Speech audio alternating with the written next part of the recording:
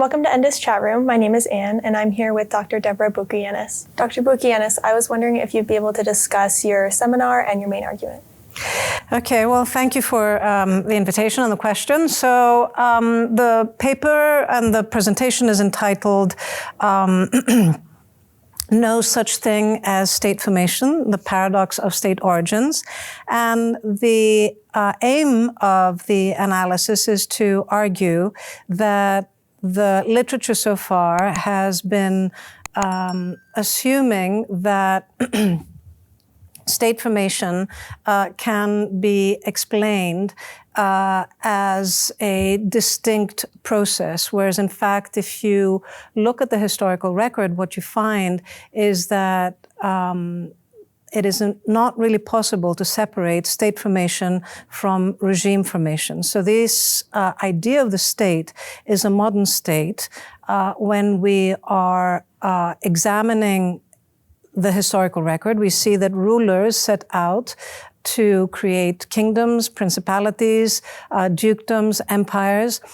No one set out to create a state. In fact, when you look at what people meant when they used that term, they meant a community. They meant a community that was governed, and typically a community that governed itself.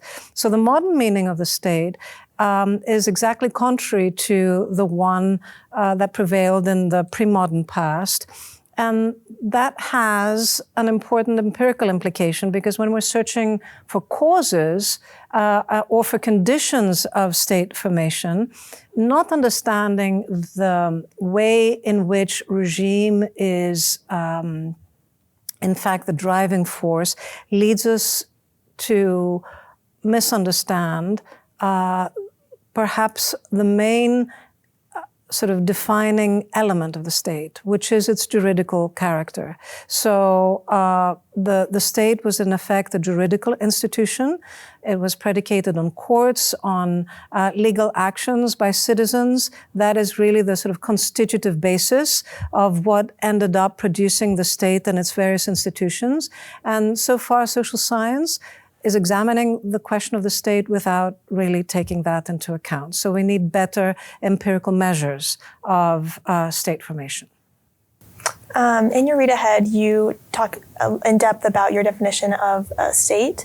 And I was wondering, would you be able to elaborate a little bit on the scholarly debate consensus around the species regime in general, where the state is? So this is an excellent question.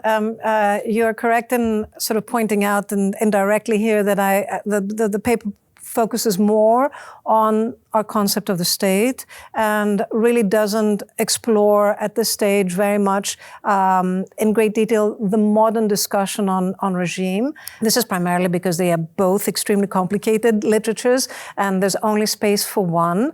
But what I'm getting at is the distinction that exists in the modern literature, where the state is associated with certain institutions like the police, military, courts are typically part of the so-called administrative structure of the state that gets the business of the state done.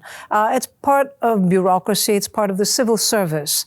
And this is considered to be distinct from the regime, right? The regime typically is associated with political institutions like parliaments, Congress we'd consider today in the modern context. So more sort of recognizably political institutions. But what we get when we consider carefully the historical record is a much clearer idea of how these institutions were in fact interconnected. So you can't really talk about parliament without talking about courts. Courts are really the infrastructural foundation for the work that parliament did at the center. They were the local foundation for the central institution of parliament. So they're pretty much interconnected, and it's really not possible to separate them and assume that one comes before the other.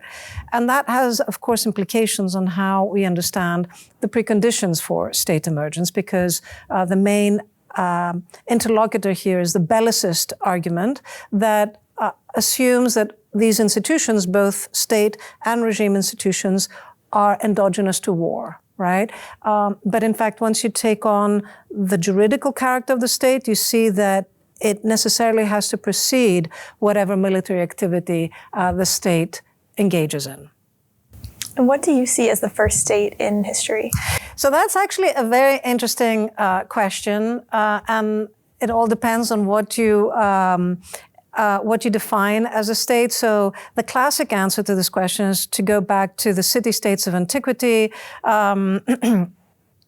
So, we sort of go to ancient Mesopotamia already from 3000 BC. Then, of course, there's the Greek city-states. And a good argument can be made for sort of considering these in tandem. But as far as the analysis that I'm presenting, I'm making the case, I think, for considering England as really the political entity, at least in the medieval West and the pre-modern periods. It's a political entity that encapsulates and brings together many of the key constitutive elements of the state. So it has monopoly over the legitimate use of force from already 1181. It's got a unified court structure that spreads throughout the kingdom. And by the early 1300s, it has a parliament that is aggregating preferences from throughout the territory and turning them into legislation. So pretty much what modern democracies are doing, right? Of course, things develop differently over time. The path is not unidirectional, but certainly in terms of certain institutional requirements, England by the 1300s is a very good contender, far more so, I would argue, than other European continental cases that have usually served as our models. Aside from juridical processes, you identified territory as one of the determining factors between a state and a regime. I was wondering if you'd be able to elaborate on the differing uses of territory from a state's perspective and a regime's perspective.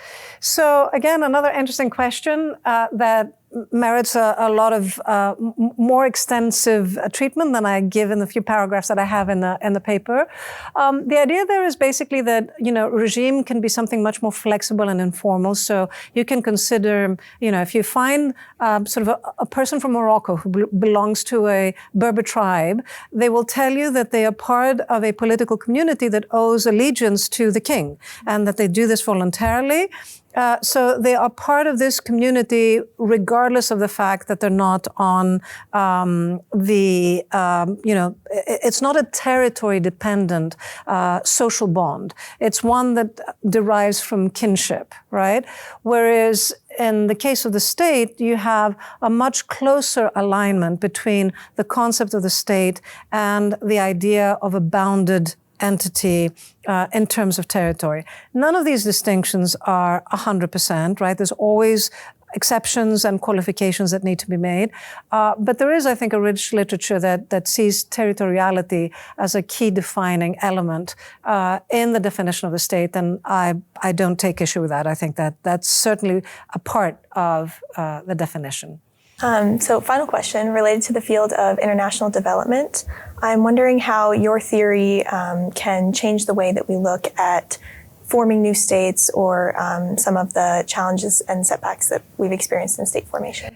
So this is pretty much the the kind of question that motivated the entire project. And the main implication, I think, of my argument has to do with advice that might be given to developing countries about how to build more effective states, because the way that the literature has advanced has been by using the European model of development and advising countries in the rest of the world to emulate certain aspects of that development if they want to obtain an effective state, prosperity, democracy, and so on.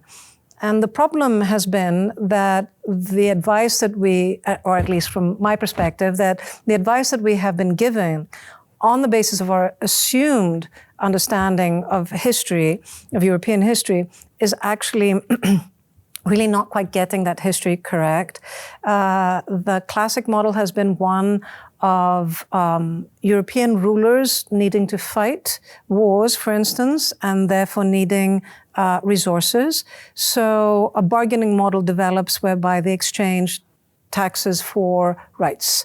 And the implication there is that you need a weakened state that is going to enable society to develop representation and rights and prosperity and all the other good things. But in fact, if you look at the one case that did develop a robust parliament already from the early 1300s, and that is England, what you find is exactly the opposite. And the English crown had, in fact, a capacity to extract from its population that is unmatched in the medieval period, sometimes 3 times as much per capita as the French could, both in taxation and in military resources. And the key there is not simply that they could extract from the population, but that they could extract from the most powerful. So I call this the power over the most powerful. And what this meant was that the rulers, the kings in England, could force not just the people, but the nobility to, of course, perform military service, also to contribute to taxation, and thirdly, to serve in this judicial structure that I've been discussing, where they actually heard petitions, for instance. And it is this process of basically incorporating the most powerful in the central institutions of the state that gave the most powerful incentives to participate and sustain those institutions. And I argue that is what explains why Parliament survived throughout the Middle Ages in England, but in fact failed in France. And so the main implication for the developing world is that you have old theories, for instance, by, perhaps one of the biggest political scientists of the 20th century, Samuel Huntington, when sort of giving advice, was warning against the dangers of populism and sort of popular resistance to change and development and construction of state institutions. And his argument was that you needed to strengthen the state first, and then you could give rights to the people. The implication of my argument is that the problem with all these turbulent transitions to democracy doesn't have to do with the people.